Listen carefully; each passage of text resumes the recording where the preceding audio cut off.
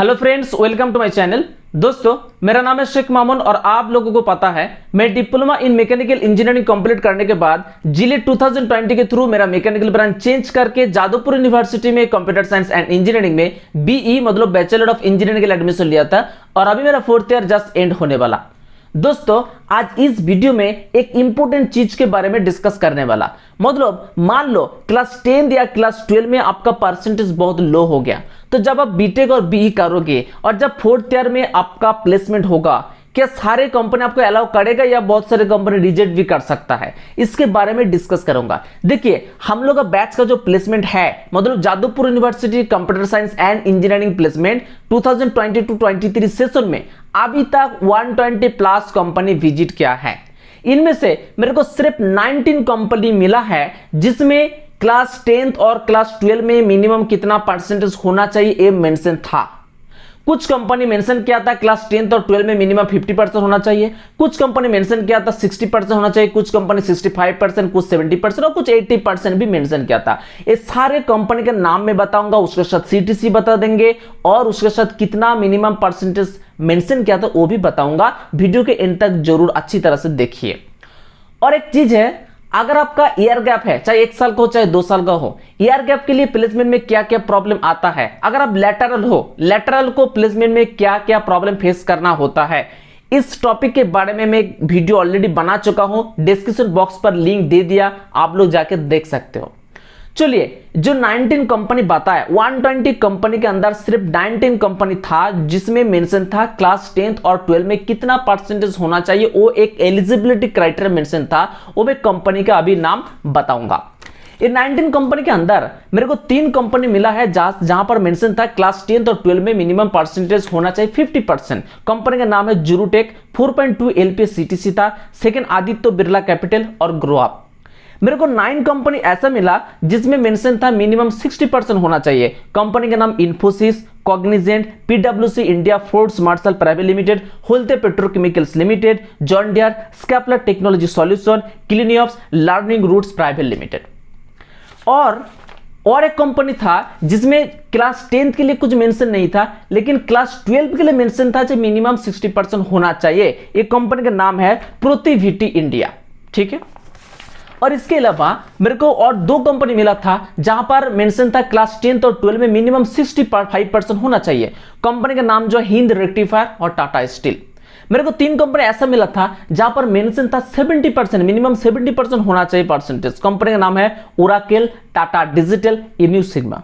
और एक कंपनी था जहां पर मेंशन था क्लास 12 में इंग्लिश एंड मैथमेटिक्स में मिनिमम 80% होना चाहिए। कंपनी का नाम है पीडब्ल्यूसी मुंबई।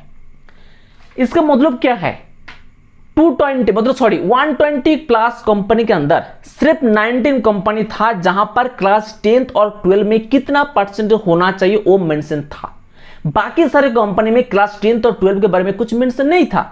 इसका मतलब यही है, अगर आपका परसेंटेज क्लास 10 और 12 में बहुत कम हो गया तो कुछ कंपनी मतलब ये 19 कंपनी मेंशन किया, इसका मतलब ये नहीं है कि सारे 19 कंपनी में आप अप्लाई नहीं कर सकते हो, आपका प्रॉब्लम हो गया, ऐसा नहीं है।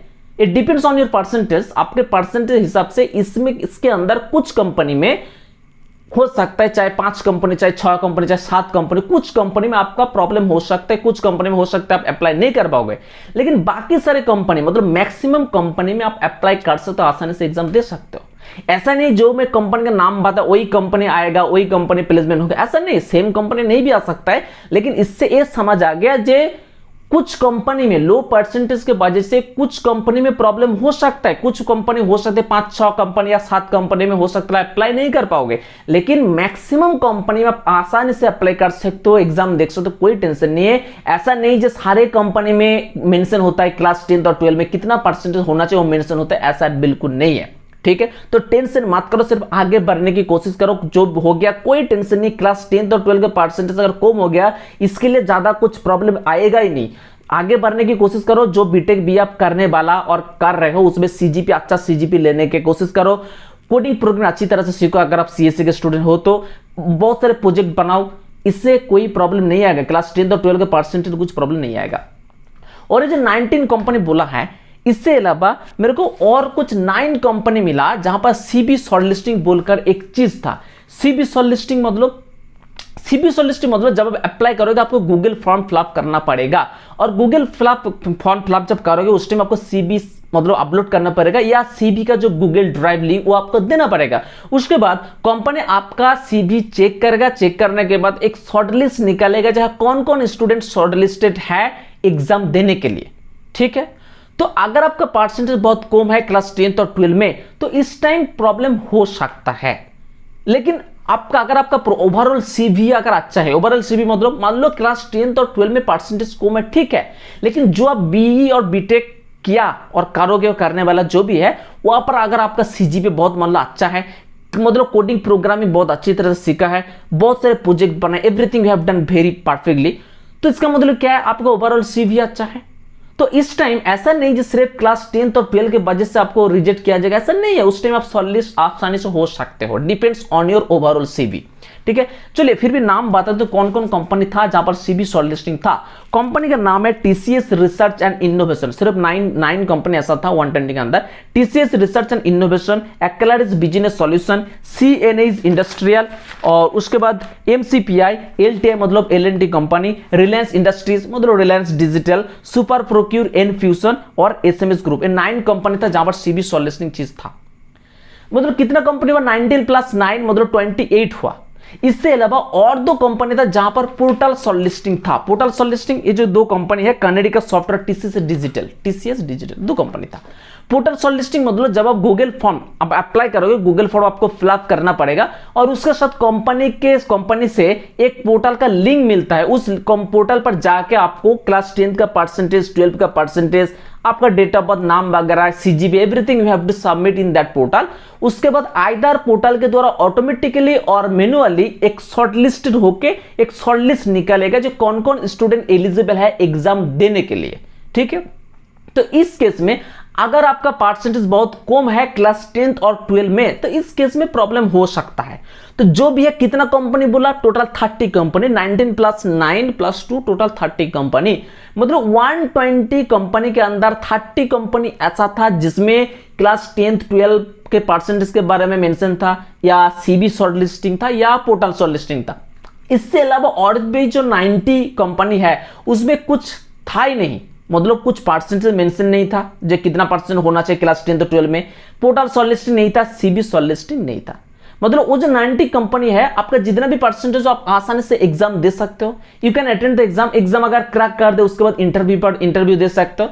इंटरव्यू में अगर आपका परफॉर्मेंस अच्छा है, आपका सीबी तो चेक किया जाएगा ना, ओवरऑल सीबी अच्छा होना चाहिए। सीबी अगर अच्छा है, मतलब कोडिंग प्रोग्रामिंग बहुत अच्छी तरह से सीखा हो, डीएसए सीख लिया और बहुत सारे प्रोजेक्ट बनाए, एवरीथिंग, योर सीजीपी भी बहुत अच्छा है, तो ऐसा करके अगर ओवरऑल सीवी अगर अच्छा है और परफॉर्मेंस जो भी अगर इंटरव्यू पर जो भी क्वेश्चन आपको पूछा जाएगा आप सही से आंसर दे दिया तो आप सिलेक्शन हो सकते, कोई दिक्कत नहीं। क्लास 10th और 12 का परसेंट अगर कम हो गया इसके लिए जो बहुत प्रॉब्लम हो जाएगा ऐसा बिल्कुल नहीं है, टेंशन मत लो। सारे कंपनी पर कोई ऐसा एलिजिबिलिटी क्राइटेरिया फिट मतलब मेंशन नहीं होता कि क्लास 10th और 12 में परसेंट इतना होना चाहिए।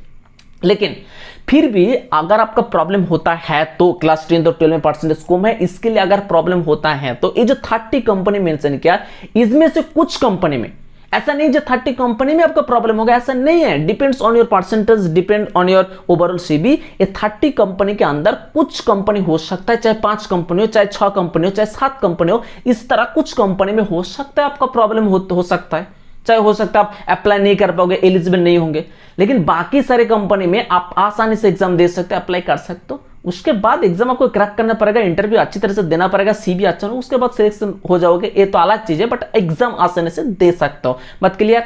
और जो कंपनी का नाम पता है, ऐसा नहीं जो सेम कंपनी आएगा, सेम अमाउंट ऑफ कंपनी आएगा, ऐसा कुछ नहीं। ये मैं बोला सिर्फ आइडिया देने के लिए। मेरा जो वीडियो है, वीडियो का कंक्लूजन यही है कि अगर आपका परसेंटेज क्लास 10th और 12 में कम है, प्रॉब्लम हो सकता है, लेकिन सिर्फ कुछ कंपनी में प्रॉब्लम हो सकता है, सारे कंपनी पर नहीं होंगे। मैक्सिमम कंपनी में आप आसानी से अप्लाई कर सकते, एग्जाम दे सकते हो। इसलिए बोल रहा हूं जो हो गया 10th 12 में थोड़ा परसेंटेज कम है, इसके लिए कभी नेगेटिव सोचो ही मत। आप आगे बढ़ने की कोशिश करो, जो बीटेक बी आप कर रखे हो करने वाला, उसमें अच्छा सीजीपी मेंटेन करने की कोशिश करो, कोडिंग प्रोग्राम अच्छी तरह सीखो, डीएसए प्रैक्टिस करो, जो भी है, और प्रोजेक्ट, मल्टीपल प्रोजेक्ट बनाओ। बहुत सारे कॉम्पिटिटिव प्रोग्राम वेबसाइट है, वहां पर पार्टिसिपेट, कॉन्टेस्ट जो होते हैं वहां पर पार्टिसिपेट करने की कोशिश करो। ओवरऑल सीवी को अच्छा बनाने की कोशिश करो। चाहे जितना भी प्रॉब्लम आपके साथ हुआ है, क्लास 10th 12 के परसेंट कम है, ईयर गैप हो गया, जो भी है उससे कोई फर्क नहीं पड़ेगा, अच्छा प्लेसमेंट आपको मिल जाएगा, ठीक है। लेकिन आप नेगेटिव सोच के अगर टाइम वेस्ट करोगे तो